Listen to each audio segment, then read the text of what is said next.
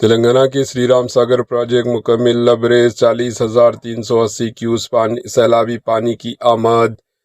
ریاست تلنگانہ کے سری رام ساگر پروجیکٹ میں سیلابی پانی کی آمد مسلسل جاری ہے۔ تازہ عدد و شمار کے مطابق پروجیکٹ میں 40,380 کیوس پانی داخل ہو رہا ہے، جس سے آبی ذخائر بتدریج بڑھ رہا ہے۔